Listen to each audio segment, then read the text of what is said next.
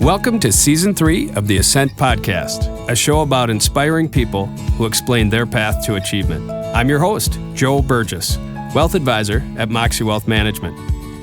Today on the show, we chat with Kristine Keykal, co-founder and CEO at AdvantageHealth Corporation. We learn how she was essentially forced into being a business owner, but then grew a company focused on developing award-winning employee well-being programs and fitness center management. Further, we find out her 3 big things when it comes to running a successful business. Kris, thanks for joining us today. We've got a unique program, and that this is the first time we're recording where both host and guest are remote because we are accommodating for the coronavirus. Kris, thanks for joining us. Sounds good, and thanks for having me on the podcast, Joe. I appreciate it. Why don't we start by having you tell us a little bit about AdvantageHealth and the kind of work that you guys do.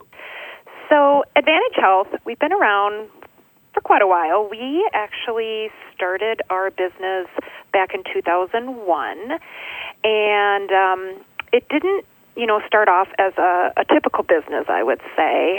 To kind of bring you back to the very start of the story, I was hired by a company called Seagate Technology back in 1999, and so I was kind of fresh out of grad school, very eager to do my stuff, and Seagate had contacted me to come in and interview to manage their on-site fitness center and wellness program. And at that time, it was a very novel concept to have a fitness center in your building for your employees, and not everybody was doing it, that's for sure.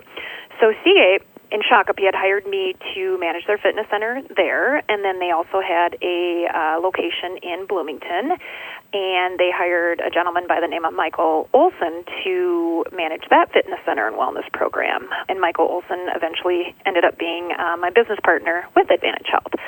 So we did that for a few years, and it was great. Awesome company to work for, and very engaged with worksite wellness and, making basically their employees healthy. And so after 2 years with Seagate, the HR folks came to both Mike and I, and they said, you know what, we love what you guys do. You do so many great things for our employees. Unfortunately, because you're a contractor, they said after 2 years, we either have to hire you on as an employee by Seagate, or we have to basically dissolve our relationship. And at that time, Seagate was doing a lot of layoffs, and so they didn't have the headcount to bring us on in that capacity as an employee. So Mike and I kind of got our heads thinking, and we thought, what if we became a business and Seagate hired us on as an actual business, and we basically were a vendor for them, and we did our jobs just like we were doing, and we were now a vendor. And so we approached Seagate with that idea, and they're like, great, sounds good. So that's actually how AdvantageHealth started, out of a necessity, basically, to keep our jobs with Seagate. And so, well, it's kind of nice to have a big client starting right out of the gate. Oh my gosh, gave you a reason to exist. Right, and that's not typically how a business starts. You're kind of starting ground up, and then you're really fighting to get business. And at that time, to have Seagate as our first client was absolutely huge. So Mike and I kind of scrambled, to kind of get a business in place. It's funny because neither of us have business backgrounds, and so my background is community health and Fayette and public health. And so, okay, great, we're going to start this business, but where do we start? So I remember frantically looking up community college classes, and we found a weekend how to start your business course at Century College, and it was 2 days, and basically kind of had to get the business plan in place pretty quickly, as you can probably imagine. We were able to stay on in those roles with Seagate for several years until we got a little stir crazy and decided to do a little more with AdvantageHealth. So was Seagate your only client for a period of time? Yeah, for about 3 years. So when we were hired on by Seagate as a vendor, versus independent contractors, we stayed in our roles managing the fitness centers, and we were actually given the capability or go-ahead from Seagate to hire on additional staff. So we actually had staff on our payroll, within a year of being a vendor for Seagate. So we had to figure out, how to run payroll, how to do taxes as a business and all of that while we were working, our 40-hour-a-week jobs. Did it feel like you had a full schedule anyway? So, like, the idea of maybe going to try to find another company like Seagate, did you think you had the capacity in those first couple of years? Or I think at the time, both Mike and I were so young that, number one, we were grateful just to have jobs. We were in our, 20s. And to have your own business, even though your only client was this huge technology company, we were just very grateful to have our jobs. But, like any young professional, we started to get a little antsy. And so at around 2004, we thought, gosh, why don't we take this further? And we hire people to do our jobs at Seagate. And we do this at a lot of other companies. And so that's exactly what we did. We really took, all that we had kind of saved during those previous years. We both took out personal loans to kind of get the business more off the ground, and then really built it more. Those first couple of years were more, I got a business in place, I got a name, I can payroll, I can do this and that, but we really didn't start the marketing piece until, a couple of years after the business started. So how do you go about then? I assume ultimately you started when you were going to expand it, you're looking for other companies the size of Seagate, right? Or was it small companies, or how are you approaching, this company, AdvantageHealth? We've got one client. I know. What's our presentation, and who are we talking to? I know. It was pretty surreal at the time because we had a great reference. We could go into any potential prospect and be like, hey, we've been doing this for Seagate for X number of years, and, their eyes would get big and like, how old are you? And, how long have you been doing this? And so, yeah, it was a great reference to have. So back in the early 2000s, corporate fitness centers, just weren't a big thing. I mean, there were corporate fitness centers, but they were more in, the big clients, the General Mills, the 3Ms, Best Buy was just getting into it at the time. And so there weren't a lot of big client contracts to go after. So it definitely took some networking, reaching out. And one thing that Mike and I did in the early years is, everybody said talk to as many people as you can. You guys aren't business owners, so you got to talk to people who were business owners. And so we got connected with SCORE, which is the Service Corps of Retired Executives. And it's a free service, and basically it's a bunch of, I don't want to say old guys, but a bunch of men and women that are retired that were in business, were CEOs, CFOs, and they really are so still passionate about business that they want to give advice, free advice to, people just starting out. So Mike and I would make appointments and go into this SCORE office, and we would meet with them in the morning, first of all, because, they like to get going in the morning, and you got to be done by noon because, they got, their tea times. So we would just pick their brains and ask about, our business plan and financials and, goals. That was probably one of the most valuable things at that time, to really hear from the men and women that had been there, that had done that, and now were very willing to offer advice to kind of help us build our business plan, because it took a while. I mean, Seagate was great. We had money coming in from Seagate. We had our business loans so we could, support a website and computers and things like that. But we worked out of Mike's home. I mean, we definitely were bare bones for a while. Does this organization still exist? Yes, they do. And well, I feel like I should know them, but I don't. And it seems like such a hugely valuable resource. I mean, really. Great. Did you find that some of those people then actually were executives at some of the other companies you were going to try to target? Not necessarily, and it was so long ago I can't even remember what companies they were a part of, but I remember talking with, a couple of the gentlemen and being like, wow, you were like the CFO of, a large company, a Fortune 500 company, and thinking, wow, and you're just going to sit down and talk to us and just enjoy it and give us all this free advice. It was the best thing ever. And we had learned that through, this intro to business class. They said, here are some resources, that you can access. And they also said, there's 3 things that you need to have in place as a business owner. And they said you need a good accountant, you need a good attorney, and you need a good liability insurance agent. And so those 3 people we connected with right away. And honestly, we use those same 3 firms to this day.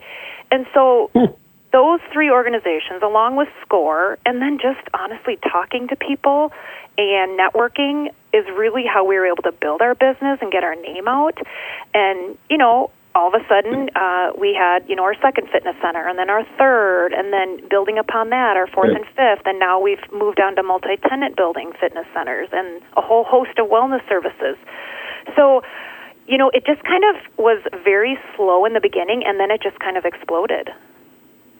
And when it started that way, was the fitness center, was the design of it more of like an added benefit for people, or was the design of the fitness center, did it circulate back to trying to minimize health insurance costs? I mean, did it start with one intention over the other, or, because I assume now it's a little bit more towards we can reduce your health insurance costs, right? Right, and that's a very insightful question, and we get that question all the time. Why are we doing this? Why are we putting money towards our employees? What is the bang for the buck? And I would say early on, absolutely yes. It was based on escalating healthcare costs. But even before that, Joe, it was oftentimes a benefit just for the executive staff.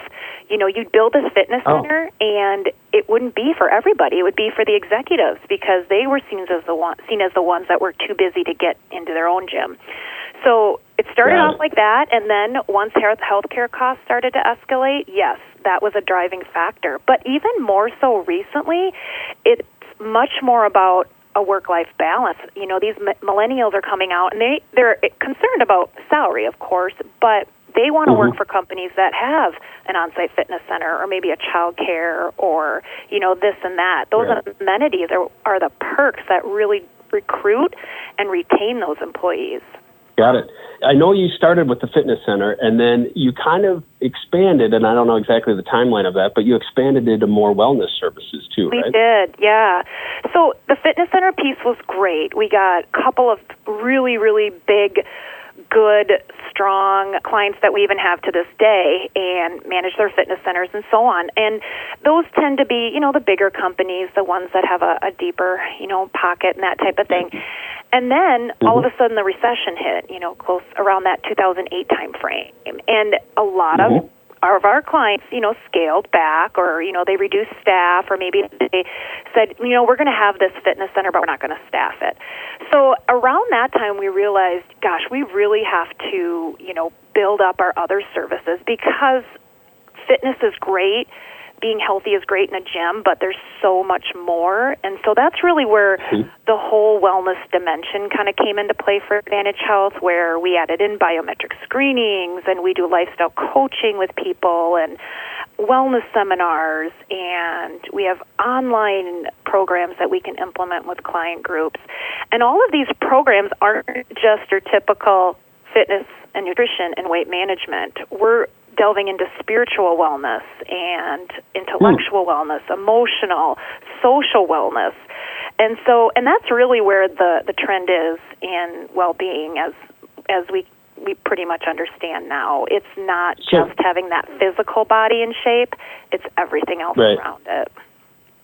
So what kind of specialists then, I don't know if you have employees or contracted people or how that works, but it seems like there's a lot of different specialties that you really need to draw from, considering that full kind of holistic approach there. Absolutely. And, it's cool because every year I feel like we add in more services and more types of staff to fulfill our service offerings. So to kind of jump back, we are a small company. We have 24 employees currently, and we utilize contract staff for specialty services. So maybe a chair massage event, or, we've got a wellness seminar that we're doing on holistic health, something like that. We'll use someone in the alternative medicine field. So we utilize quite a few contractors, and then we also have some key partnerships for services that we don't feel we're the best at. So, for example, we have an online wellness portal where our clients can go in, create a user account, and then track their biometric data, track health risk assessment data. They can access different programs. We aren't a technology company. We know we can't create that, so we license that from another company, and then we, put it under our name.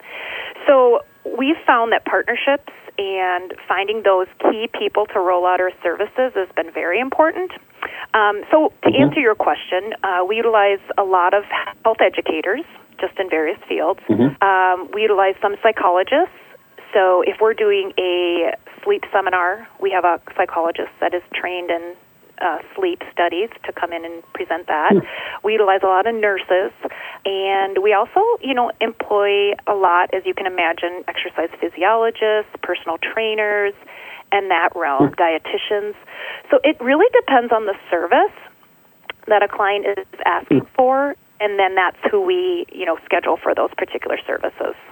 That's pretty cool. And then they have in the cost of all these services, are there co-pays with employees, or is the employer just kind of coming up with everything? Because I kind of get the impression that it's kind of individualized in that your service is kind of going where people are, right? Like, what is your need? Or we need to evaluate to determine what your need is. It sounds very individual versus maybe a blanket for, here's a statement that you can send in an email to 1,000 people, right. that kind of thing. Yes, you are so right on, Joe. And that's really one of the first things we do. So when we get a new client or an existing client, because needs and risks change, we go in and do an assessment. And that assessment can take many different kind of characteristics, I guess. So we can do a survey where we're surveying all the employees on what types of well-being programs they're interested in, what time of the day, do they want online, do they want face-to-face. So we're getting a lot of interest data. And then usually we'll come in too and do a biometric assessment, which means we will actually do a finger prick, we'll take blood pressure, we'll do height and weight. So we're getting kind of that core data to find out where people are at. So from there, we're able to generate reports for the company that are de-identified that say, okay, 30% of your people have high blood pressure, 65% are overweight or obese, 2% are tobacco users. So we're able to actually get that concrete data, which is extremely valuable, not only for assessing a population, but also using to evaluate and trend from year to year. And so that's a lot of what my role is to go into that company, do those assessments, report back, develop a committee. A lot of times it's the HR director kind of spearheading a wellness program, but that's not enough. You got to have a committee. You got to have people from the front lines, from finance, from safety. So to corral that committee and really look at that data and develop a battle plan for the next year or two. Got it. And then, but going back to one of my thoughts there, when employees sign up, most of the time, anything they're doing or any of the help that you're providing, the employer is covering the full cost of that, or is it like optional programs? It varies from client to client, and we work with businesses. I think our smallest client is maybe 12 employees, and our largest is 15,000. So there is such a difference in what's available to employees at those, different levels. So for the most part, a company will fund the wellness program. There may be things like a yoga class where, the employer pays half and then the employee pays the other half. But a lot of times that's strategic, because we have found that if employees put a little bit of, meat in the game, like a monetary commitment, they're going to show up more. So there is a little bit of strategy there, too. But for the most part, these are a part of a benefits plan. They're not seen as much as a perk as they used to be, but more as a necessity for a business. So as you guys have had quite a bit of growth over the years, did you run through growing pains, or what was kind of the most difficult part when you went from you and Mike to, all right, now we've got 2 employees, 5 employees, 20 employees? I mean, what was that like, and did you have any challenges that you needed to work through there?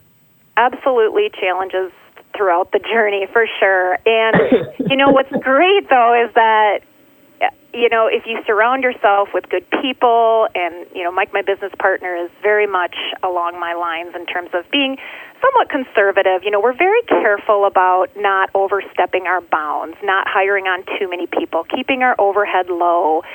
And so I feel like we've done a really good job of just keeping things manageable and not, outspending our needs, I guess.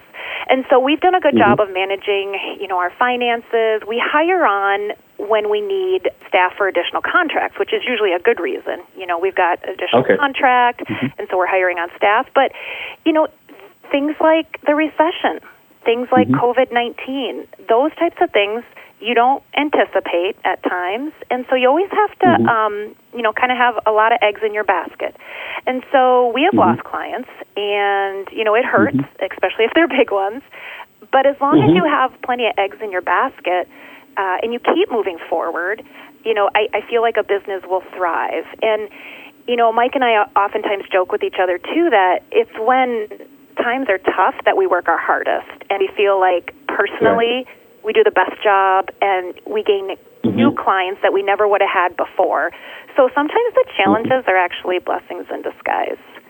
Do you find that your industry, what I think about sometimes is I don't think I'd like to be in the technology industry per se, although I suppose technology affects all of us. But the reason I was thinking of that is whatever your product or service was, it's got such a narrow window before it's going to be overtaken by something else. Right. You know what I mean? Do you find in your kind of in a wellness or fitness center type program, how fast is that industry moving? Do you think it's changed a ton, or that it takes a lot of work to stay on top of where it's going? Or, what are your thoughts on that stuff? Yeah, no, I love that question because, well, first of all, we're a service company, so we don't really develop a product and sell a product and ship it off to people. Our people are our product. So I feel like that is what we are. We are constantly face-to-face with people, whether it's in a fitness center or a yoga class or it's a massage at a company or maybe a biometric screening or a presentation. So our people are our strength, and there's nothing that beats face-to-face interaction with humans. You can't beat that. And so with saying that, however, we know that that's not for everyone, and we have to keep up with technology. And so we've had to really pull in online platforms, mobile apps, telephonic coaching. The thing with coaching one-on-one, it's not overly private when it's done, face-to-face at a company, at your employer. So we've had to move to telephonic coaching or online coaching. So we've had to keep up with the trends that way. But in the same sense, I feel like it always goes back to face-to-face is preferred, at least in our field. But in the last couple of weeks with COVID-19, we've had to really change some things. So, our staff, the majority of our staff work in fitness centers that are now, on hiatus. And so we're doing virtual workouts for our members in our fitness centers with our staff at home. We're doing check-ins, a lot of virtual stuff that we've had to come up with very, very quickly. So I think, it's a necessity, especially in times like these. Well, that's fantastic. So how, because I know a lot of people recently have really had to flex their muscles and figure out different ways of doing their business. How long did it take you, or did you already have things in place to be able to flip to doing more of a virtual training and coaching versus the face-to-face? Yeah, we had, you kind of see this stuff coming. You hope it doesn't happen, but we kind of thought, this might be coming. Other states are closing their fitness centers and, places of recreation. And so we definitely started thinking about this prior to the governor shutting the doors on fitness centers. And so we had a lot in place. And, fortunately, we're not that big where it's out of control. We're able to do an incredible job with our clients still, and are flexible as a company as well. So we had to meet with each of our, clients and figure out what they wanted, if we could continue to staff, quote unquote, from home, these fitness centers and so on. And so there was a lot of discussions initially about, what we can do and what we can't do. And, in the next couple of weeks will be kind of interesting, depending on where this thing goes. And if we can continue to do what we're doing from home with a lot of our staff, or, if it's going to be a longer period that those fitness centers will be closed.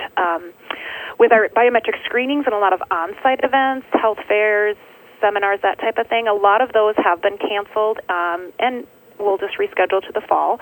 So I anticipate our fall being very, very, very busy. Yeah, well, I suppose there's certain things you can make virtual and there's certain things you can't. Yes. But it sounds like you're adjusting pretty well there. But we've also emphasized to our clients, too, you just don't want to take away these well-being programs for your employees. This is when they need it the most. This is when they're going crazy and they need a stress management routine, or they need a yoga class that we can provide virtually. So we really try to emphasize that this is the ideal time to have those programs in place. So you mentioned that there's so much face-to-face in general outside of right now, but there will be again, and that's part of your service business. Tell me about your style or your system of managing people. I know I've talked to other executives, and they say, one of the things I spend the most time on is selecting which people are going to join the team and are going to try to carry out my vision, or the vision of the company and that kind of stuff. What's your process of selecting your people? What traits are you looking for? And maybe what's your style of managing people once they get on board? Well, first and foremost, when we post for positions, we're very upfront saying, we're looking for extroverted, empathetic, self-driven, self-motivated individuals, because a lot of our fitness centers are like that. There's two people working in there, usually a program manager and a fitness specialist, and some instructors, group exercise instructors that come in throughout the week. But a lot of times it's you and one other person. And also with us, we have some distant client sites. So we have one employee that works in St. Louis, and she's a wellness coordinator for us at a law firm there. And so she's one AdvantageHealth employee amongst 500 attorneys, lawyers, office-type people. So, so I do a lot of phone calls, a lot of emails, webinar-type things, Zoom meetings, in order to really make that person feel like they're a part of our team, even though they're so far away. And it can be challenging at times, but when we look for people, we're really looking for people that need little direction, that can take an idea and go with it. And that's really kind of how I like to manage people. I want to hire people that don't need hand-holding, that really are self-motivated, educated, and professional enough to really take, the bull by the horns and run with it. You kind of mentioned, because it sounds like people, there's a lot of remote people, or you might have one or two different people in each center. Culturally, what do you guys try to do? I mean, you mentioned Zoom meetings and things like that, but first of all, just so we get an idea, how spread out is everybody? How far away are we talking? And then how do you get everybody together, or how do you try to create this culture, or, to show through the culture of the way you and Mike want people to feel within your business? How do you do that? Right. And Mike and I ask ourselves this all the time. We're trying to create this culture of well-being and wellness and connectedness and purpose, and with all the programs we offer, but what about our own staff? What are we doing for them? So I love that question, because it challenges me all the time to think of ways that we can really connect with our staff more.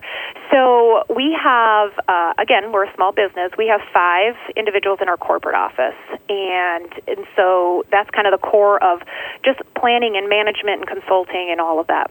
We have our marketing person out in Denver. We used to have her in a position with one of our clients out there, and changed her into a marketing role. So our marketing team, quote unquote, is actually in Denver. So she does all of our website, all of our social media, and a lot of our promotional materials. And then our fitness centers are sprinkled all throughout the Twin Cities, and we manage kind of 2 different types of fitness centers. So we've got our typical corporate fitness center. So Allianz Life, for example, in Golden Valley is one of our fitness centers over there.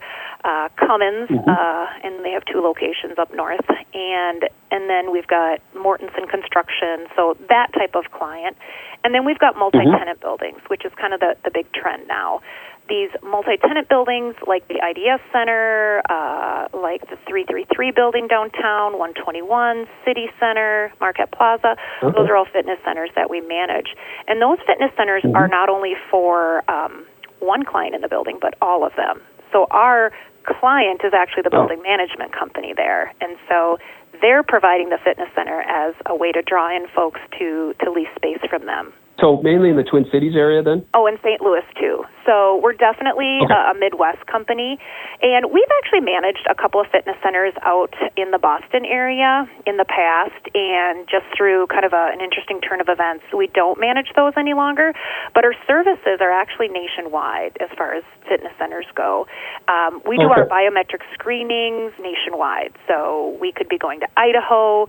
We could be going to Clearwater, Florida. We could be going to Denver. So those are services that we send our staff from our Minneapolis office, and they travel to those locations, do the biometric screenings, do some lifestyle coaching, and so that's an easy way to incorporate our services.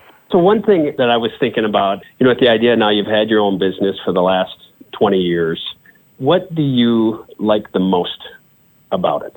What gives you the most energy? What, is it challenges? Is it problem solving? It is leaving a mark? Is it an individual employee? I mean, when you wake up and you go, yep, I'm doing this thing, and it fills a real hole, it's a thing that really drives me. What is that? Yeah, it's so nice to have the freedom to I don't want to say do what you want to do, but to be able to have a thought or a vision and to really just go for it. And, a lot of times when you work for a bigger company, you have to go through this person or get this signature or that approval or that committee to look at it. And Mike and I are just so confident in what we do, and we've done it so many times for so many different types of clients, big, medium, small, different demographics, different industries, that we have our template down. We know what we need to do. We know how to do it, and so it's just connecting with those organizations to give us a chance to do it or continue to do it for them. And so for me, it's I love working with clients that believe in us and that believe in our mission and our vision. And AdvantageHealth is very much focused on prevention. And we want to help people lose weight. We want to help people eat better. We want to help people manage their stress so it doesn't get to the point where it becomes chronic and people become diseased. That's when they're seeing nurses. That's when they're seeing doctors. We want to work with them beforehand. And so that's really what drives me, that we all have a choice. We have a choice to work out. We have a choice to eat healthy. We have a choice to manage our stress. And so for me, it's what I live personally, and it's hopefully what I hope I'm carrying into the business too, and I love that. I love being able to practice what I believe in. And I think if everybody had that type of job, there'd be so much more happiness. Yeah, absolutely. It's like work's not work if you're loving what you're doing, right? Absolutely, yes. Easier said than done. There's other things that come into play with life, but that's really why I entered into this field. Initially, I started off in mass communications, and so I wanted to be on TV or I wanted to be a journalist, and I wanted to report the news and talk to people and be smiley and all that kind of stuff. And the more I got into it, the more I thought, well, this isn't really what my core self really loves to do. And so I asked myself, I'm like, what do I really get up for every day, or what do I believe in? And I'm not perfect, and I don't always work out, and I don't always eat the best, and I stress out too, but it's that journey that I'm hopeful for, and staying on that journey, and that's really why I got into what I do, is to help people along that journey. Would you say, because I've talked to a number of different people and I get different perspectives, some people are just vision people, and if you put, hard metrics, they don't like that. They see that as a detractor. And other people are, here's my list, and here's my goals, and here's when I'm going to get it done. That kind of thing. Right. Which camp would you put yourself in? I'm a little bit of both, and I think you know this about me too, Joe. I'm type A, I'm driven, I've got checklists, I've got my goals. If I say I'm going to do something, I'm going to do it. There's just no doubt about it. And, I'm pretty level-headed. I'm not a huge risk taker, and I've learned that, you can take risks, but you have to have some self-control with those too. I think I was very fortunate to have started this business when I was, in my early 20s, and so I could. It felt okay to take more risks or to take out this big, huge business loan because I wasn't, having to support children or anything like that. I had just myself, and I was married at the time. But, I think if you could start this type of thing, starting a business earlier rather than later, I think it definitely gives you more confidence. You have some room to make mistakes. Absolutely. And, you just don't think about, I think the older we get, the more we probably overanalyze things too much. And, when you're younger, you kind of just say, let's do it, let's try it. And that's exactly how Mike and I were with AdvantageHealth. We just said, well, yeah, let's do it. Let's start this company. We got a big client. If it doesn't work, it doesn't work. And we kind of just separated duties. I remember sitting outside of a Subway one day with Mike, and this was early on, right when AdvantageHealth became even an idea. And Mike's like, how about I take the, payroll and accounts payable, and you take the sales and marketing and see what happens. And not at one point during those conversations initially did we ever ask ourselves, but we don't have a business degree, or we're not accountants, or we've never done this before, And so that's what's kind of funny about it. When we talk to people and say, yeah, I'm a kinesiology major or I'm a public health major. And, I mean, we probably had a business class in those days, but that's about it. I was going to ask a follow-up that for you and Mike for the last 20 years, what do you think has probably been the greatest contributor to your success, right? And to getting where you are now, when you started as somebody who without business degrees and you're just trying to figure it out, how do you get from there 20 years ago to here? What do you think for you and Mike has contributed the most to that? Yeah, I would say being resourceful, and that really has been our key. As a business owner, you obviously wear many hats when you're a small business owner, and so we don't have an HR department. We don't have an IT department. We don't have a safety department. So everything that we've ever had to do or come up with a solution for, we haven't, had the expert hat to do that. So we've learned to become very resourceful and to reach out to those type of people. Like I said earlier, we've worked with an amazing accounting firm for many years. They're flexible, with our needs and so on. We have an attorney that I would say has really been our mentor ever since AdvantageHealth started. He's switched firms, and so we've switched firms with him. So that's really been helpful. And then with really HR issues, and those do come up obviously from time to time, we've had to reach out to, again, legal counsel or, just HR professionals to find out how to do this or what is the right protocol. So we've made a lot of connections over the years, which has been really key for us. We know who to go to when we need the help. Now that you've had 20 years with your business, if you look at now and maybe your vision for the future, I think of when you start a business, maybe 100% of your focus is on the business, right? And I think as people get older, and maybe you weren't that way, but that as you get older, you tend to expand a little bit more on kind of the overall, what do I want out of everything, including, but not only my business. When you think of your vision of kind of being successful now and moving forward, or your vision with the business and personally, how's that changed in the last 20 years, and how are you viewing things moving forward? As we get older, we get wiser. And so I know I've been a victim of probably working a little bit too much, especially when AdvantageHealth was first starting out. And, sometimes you got to do what you got to do. And oftentimes I was reminded by my husband to close the laptop, to have someone else do this and that type of thing. And my response was always like, but I'll do it, I'll get it done, and I know it'll get done, the way I want it done. And so slowly I've had to learn to really let things go the last couple of years. And I think that children do that. We know we can't do everything if we're trying to run a business, a small business, and then also get to your kids' hockey game or their baseball game and all this. So I've really had to learn to let go and really have faith in the staff that we've hired to take care of things. And honestly, that's another thing that has really been successful in our business. We have done, I feel, a really good job of hiring really good staff, very dedicated staff. We have very little turnover. We treat them well. We respect them. And, you know, we want to be a good employer as much as we want them to be a good employee. So that's been very helpful. And, you know, you've really just had to kind of put in your own eyes what's really important, because AdvantageHealth is always going to be here. And, you know, my kids, you know, they're going to graduate from high school and go to college someday and not always be at home. So really trying to balance that work life has been a huge goal of mine the past couple of years, especially. Your vision of the future, are you one of those people that I love what I do and I'll work as long as I can? Or are you kind of saying, well, I don't know. If I could check out early, I'd consider that. I cannot see myself not working, but I do think, you know, when I get quite a bit older, my work might change forms. But, you know, I'm not sure what AdvantageHealth will be at or like in 10 years. Both Mike and I are fairly young, and so, you know, we're not really ready to hang it up yet.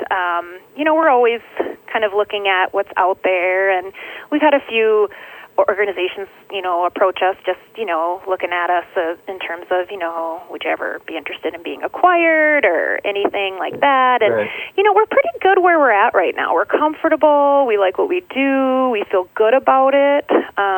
And so for now, you know, we're pretty happy.